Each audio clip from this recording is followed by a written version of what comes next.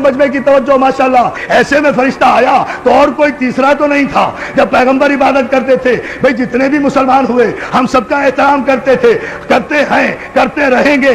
جتنے بھی مسلمان ہوئے ظاہر ہے بڑی منزلت ہے ان عظیم المرتبت انسانوں کی جو کافر سے مسلمان ہو گئے, ہم تسلیم کرتے ہیں. لیکن جتنے بھی کافر مسلمان ہوئے ہیں عزیزان محترم وہ بقول آپ کے اعلان رسالت کے بعد مسلمان ہوئے ہیں نا.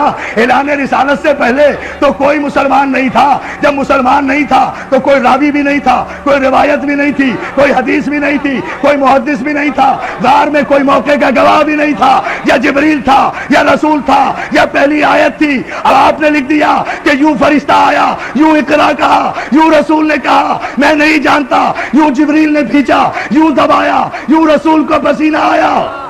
توجہ توجہ توجہ. حیدری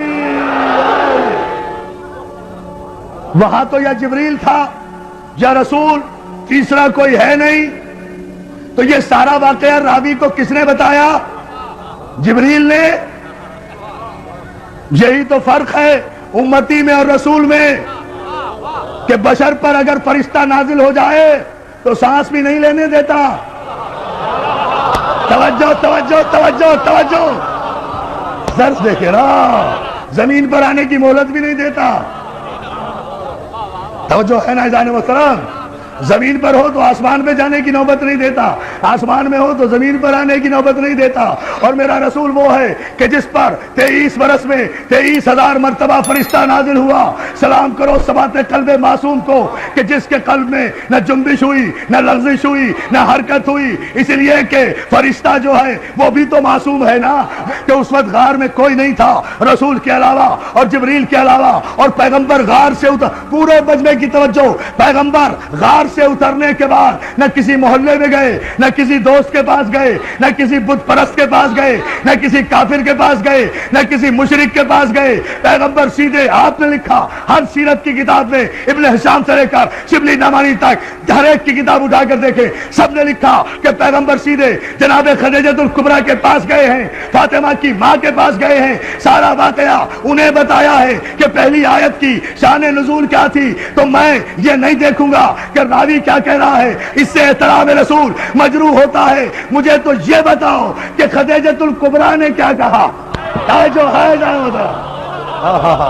بھائی جو واقعہ بھی ہوا ہے پہلی وحی کے موقع پر, اس کا گواہ کوئی نہیں. لیکن جناب خدیجۃ الکبریٰ وہ ام المومنین بی بی ہے کہ ساری کائنات کی خواتین میں جنہیں یہ شرف حاصل ہے کہ جنہوں نے سب سے پہلے لب رسالت کو وحی کے مطابق جنبش کرتے ہوئے دیکھا اور اس کی تصدیق کی.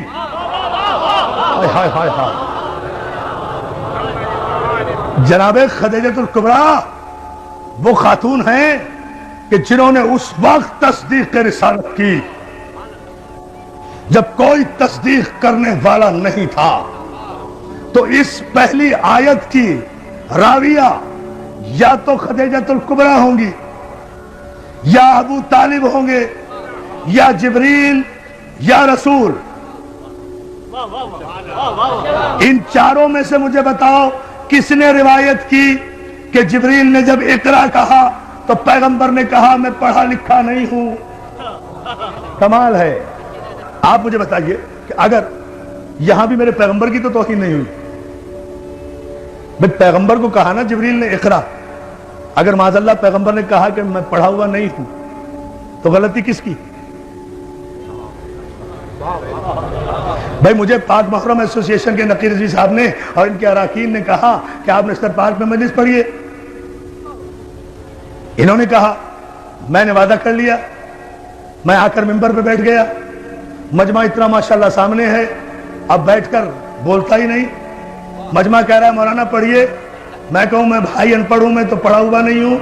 تو سارا مجمع پاک محرم کے سر ہو جائے گا نا کہ بھائی ان پڑھ کو لا کر ممبر پہ بٹھا کیوں دیا. توجہ توجہ توجہ توجہ. سارا مجمع سر ہو جائے گا نا کہ جب یہ پڑھنا نہیں جانتا تھا تو اسے ممبر پر لا کر، بہت توجہ، ممبر پر لا کر بٹھایا کیوں؟ مجھے پھر بھی کچھ نہیں کہے گا، یا بلانے والے کی خطا یا بھیجنے والے کی خطا۔ بھائی یہ تو اللہ سے پوچھو کہ جب وہ پڑھنا نہیں جانتا تھا تو پھر جبریل کو بھیجا کیوں کہ پڑھو؟ اب میں جملہ کہوں گا تاریخی اور آپ کی توجہ چاہوں گا۔ جبریل کو کہا کیوں؟ جو پڑھنا نہیں جانتا تھا تو جبریل کو بھیجا کیوں کہ جا کر کہو کہ پڑھو؟ تو بات کس پر آ رہی ہے؟ خدا کے لیے شریعت اور معصوم کے فلسفے کو سمجھو۔ پہلی آیت ہی کی معنی و مفاہیم جن کے سمجھ میں نہیں آئے اور شان نزول سمجھ میں نہیں آیا، انہیں کیا پتا کہ شریعت کیا ہے اور بادشاہت کیا ہے؟ صلوات علی محمد و آل محمد۔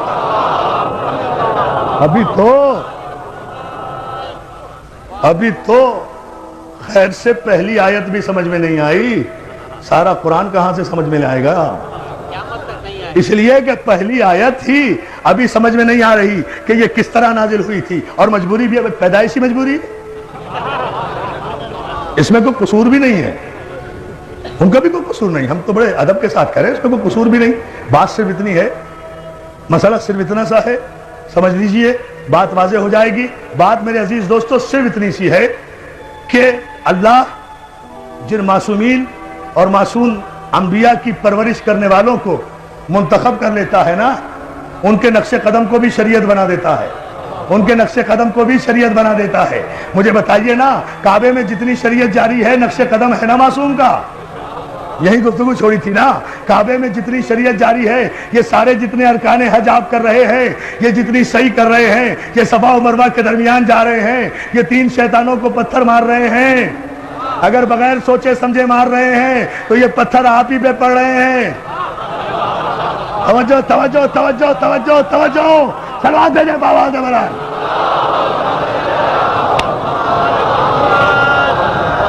اگر فلسفہ حج سے آگاہی نہیں، یہ سب کچھ کیوں کر رہے ہیں؟ کیوں؟ کچھ ابراہیم نے ایسا کیا، کچھ اسماعیل نے کیا، کچھ اسماعیل کی ماں نے عمل کیا، خدا نے باپ کے عمل کو بھی شریعت بنایا، بیٹے کے عمل کو بھی شریعت بنایا، معصوم نبی کی ماں کے عمل کو بھی شریعت بنایا، اور شریعت میں کسی کو چون و چرا کی گنجائش نہیں ہوتی، شریعت کی اپنی مرضی، معصوم کی اپنی مرضی۔ کعبے میں جاتے ہو، حجر اسود کو چومتے ہو نا، پتھر وہ بھی ہے، پتھر وہ بھی تھے جو کعبے میں رکھے ہوئے تھے، اگر ان پتھروں کو پوجا تو کافر ہو جاؤ گے، اسے نہ چوما تو کافر ہو جاؤ گے۔ لاؤ شریعت کا استدلال، بولو شریعت پر کو توجہ ہے میرے دوستو۔ جب آپ اتنے انہماک سے اور اتنی محبتوں سے سماعت فرما رہے ہیں تو پھر ذرا سا اس کی وضاحت بھی سن لیجئے، یہ زحمت بھی گوارا کر لیجئے۔ عزیزان محترم، جتنے پتھر تھے، پتھر کے خدا بنا کے رکھے تھے، سب کو نکال دیا گیا، اس کو لگایا گیا، پتھر وہ بھی، پتھر یہ بھی، جنس میں فرق نہیں ہے۔ اب ذرا سا علمی مرحلہ ہے، اسے سمجھ لیں، آپ تھوڑا سا غور کریں، نتیجہ سامنے آئے گا۔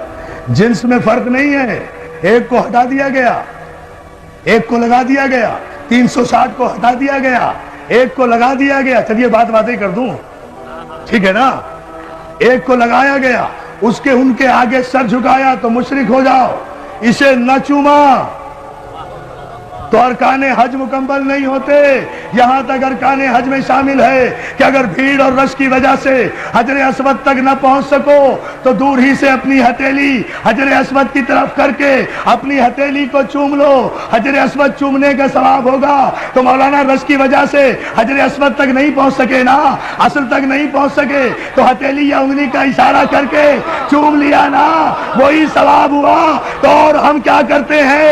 ہم بھی تو مجلس کے بعد اگر کربلا نہیں پہنچ سکتے تو انگلی کے اشارے سے السلام علیکم یا علی یا علی یا علی، محمد علی محمد پر عجیب فلسفہ کہہ گیا ہوں، ایک عجیب رخ سے اتنی احتیاط، پوری توجہ آپ کی چاہوں گا۔ عزیزان محترم، مولا آپ کو سلامت رکھے۔ اس مسئلے پر آپ غور کریں، یہ تو سارے مسلمانوں کا متفقہ مسئلہ ہے نا، حجر اسود کو چومنا۔ کیوں؟ وجہ صرف یہ ہے، کوئی وجہ نہیں ہے، اس پتھر میں کوئی پھول نہیں لگے ہوئے، کوئی یہ ڈائمنڈ نہیں ہے، کوئی ہیرا نہیں ہے، مگر 1 کروڑ تاج محل قربان حجر اسود پر.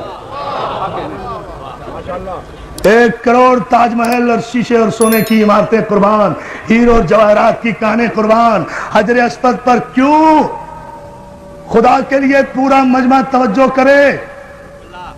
اس لیے کہ میں اپنی تقریر پر اب توجہ نہیں دلوا رہا, میں قیامت کے شعر پر آپ کو متوجہ کر رہا ہوں جو بر وقت مولا کی مدد سے مجھے یاد آیا. عزیزان محترم, کوئی وجہ نہیں ہے, وجہ صرف یہ ہے, اب سمجھ لیں آپ, شریعت بھی سمجھ میں آ جائے گی, معصوم بھی سمجھ میں آ جائے گا. علی نے توڑ کر بت, کوئی دلیل نہیں ملتی, یہ شریعت میں شامل کیسے ہو گیا؟ علی نے توڑ کر بت حجر اسود کو دیا بوسا. ٹھہرو بیٹا, ٹھہرو نہیں. علی نے توڑ کر بت حجر اسود کو دیا بوسا.